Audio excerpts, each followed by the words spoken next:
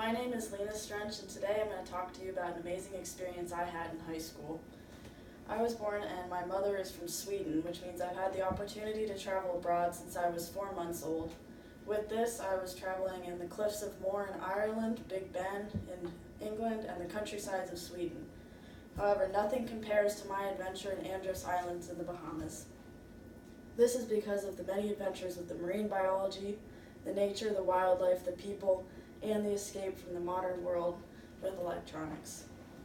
To begin my travels there, we started with a very strange flight that was different from my traditional commercial experience.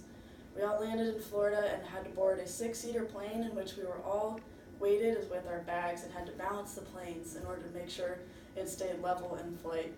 I was very nervous, they were very loud, and it was a bumpy flight full of turbulence, and we landed on a very small dirt runway that was very bouncy, and there was simply a small little customs podium that we had to check into. Next, we hopped into little SUVs and flew down the dirt paths, of which there were no traffic signs, no one enforcing any traffic laws. They were weaving in and out on the road, and I didn't know if we would make it to the station. And finally, we made it to Forfar Field Station. This field station is located in Andros, which is one of the largest islands in the Bahamas, but the least inhabited. And it's a very small community in which there is minimal electricity and simply just lights and power in the kitchen, and it is used as a research facility to collect data. One of my favorite pieces with this, we began with snorkeling. We would take small adventures around, get on the boats, and go to different areas of the island and explore.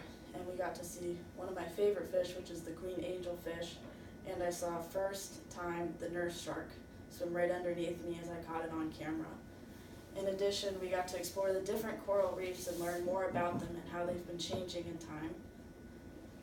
With this, though, we were constantly interrupted by storms in which we would have to hop on the boats and go quickly back to shore and get back to safety before they got worse. In addition, we got the opportunity to hike around the island. There was a great community around us that we got to explore with lots of trees and different plant lives with beautiful flowers of different colors, like the hibiscus flower that was all around the campsite.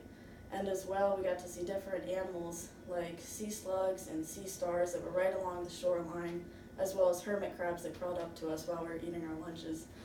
And every morning we would get up around 5 o'clock in the morning and explore to see different types of birds. And my teacher even showed us a distress call that alerted lots of birds that come down to us in response to it. The next thing that we did that I thought was a great experience is we traveled to a little town called Red Bank. Red Bank is one of the most inhabited areas around the community, in which we got to meet many different people who had little small shops that they used in order to have an income for their homes, as this is a very impoverished area. One of the first people I met was named Otis. Otis has been a sponge fisherman since he was 4 years old, and every morning he would wake up and go down into the water and cut them at the base to ensure that they grow back again, and sell sponges as small as this and as large as this, for varying prices of $2 US dollars to $60 US dollars. Next, we met a man named Wilton who has been wood carving ever since he was a little boy and taught from his dad. And I bought a small fish about this big for $35, but he even had carvings as big as me. And he's been perfecting his craft for the last 50 years. And they were very kind, and there was a lot of hospitality in this community. And he even introduced us to his son, which is a very big drummer in the community. And all he had was a few different buckets to make different sounds, but he won an award for being the best drummer in the community and played a few songs for us and danced with all of us. We get to meet his family. Next, we went to a woman named Annie's house, and Annie cooked us all a home-cooked meal of traditional food and showed us how to make hand-woven baskets that are traditional in their culture. She sat with us and showed us each step by step how to make the baskets correctly, and we even got to bring them home with us as a little memory keepsake. Finally, I really appreciated this trip in comparison to other ones as an escape from modern technology. We didn't have our cell phones, we didn't have internet, no heat, no AC, and it was a nice escape in order to really immerse ourselves in nature and enjoy the trip, rather than just sitting and posting on social media and focusing on everything else. Every morning I would get up and view the sunrise and walk around and explore nature and really get to immerse myself.